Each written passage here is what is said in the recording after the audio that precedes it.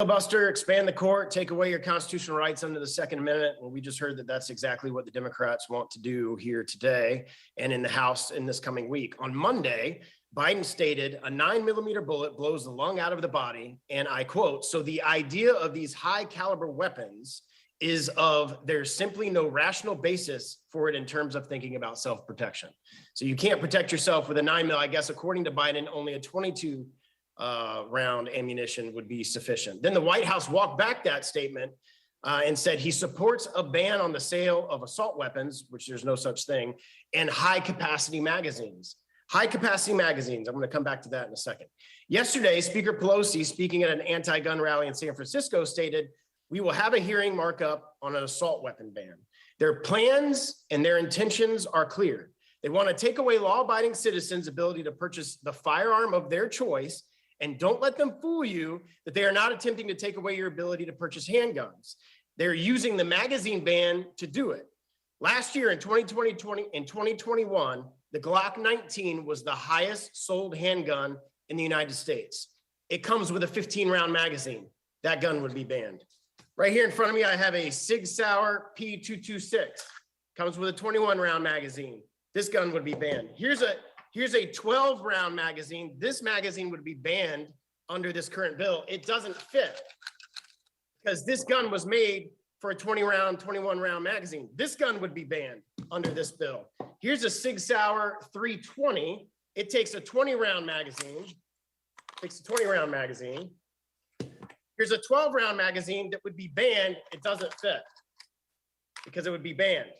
This gun would be banned under this bill. Here's a gun I carry every single day to protect myself, my family, my wife, my home. This is a XL Sig Sauer P365. Comes with a 15-round magazine. Here's a 7-round magazine, which would be less than what would be lawful under this bill if this bill were to become law. It doesn't fit. So this gun would be banned. I hope the gun is not loaded. I'm at my house. I can do whatever I want with my guns. Here's a point of order. Is exactly what the Democrats want to do. Now let's just take the policy objectives that they're trying to accomplish and look at the municipalities that have actually passed it. Maryland, Washington, D.C., Cook County, Illinois, all have some of the strictest gun country laws in the country, including limiting magazines to only 10 rounds. By comparison, in Florida, there are significantly less restrictions and no limits on magazine size in the state of Florida. Would the gentleman yield for a question? Are these laws effective? Would the gentleman yield for a question? Let's look at the homicide rates in major cities and anti-gun jurisdictions that have magazine bans. Would the gentleman yield for a question? The state of Florida, where we have freedom and the ability to carry whatever firearm we want.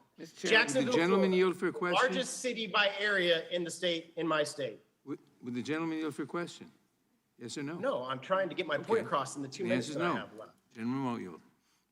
The murder rate was more. Now, let me start back over, and I hope you give me my 10 or 15 seconds back that you just took.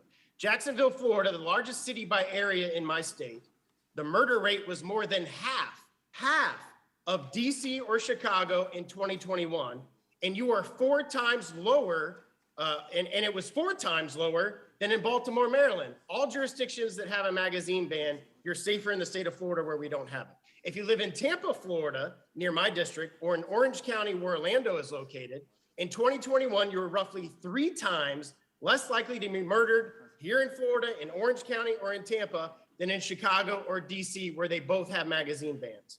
And you are a whopping 5 times less likely to be murdered than in Baltimore, Maryland, than in Tampa, Florida, or Orange County. Additionally, the state of West Virginia is instructive on this point. West Virginia has some of the most gun-friendly laws in the country, including permitless carry, no magazine restrictions. For purposes of comparing apples to apples, West Virginia also faces some struggles and has poverty levels comparable to nearby Baltimore and Washington, D.C. Yet someone is 9 times less likely to be murdered in West Virginia than in Baltimore, and approximately 5 times less than in D.C., according to the most recent numbers in those jurisdictions. These anti-gun cities, particularly ones with magazine bans, have some of the highest crime rates in the country, and they are growing worse. These laws do nothing to stop crime, and no one here thinks they will actually stop mass shootings. This is a push to take away your right to carry whatever firearm you please to defend yourself. So I hope our colleagues in the Senate are paying attention. A magazine ban will not allow you to carry these type of handguns, because they don't have the capacity to take such a small magazine, I yield back.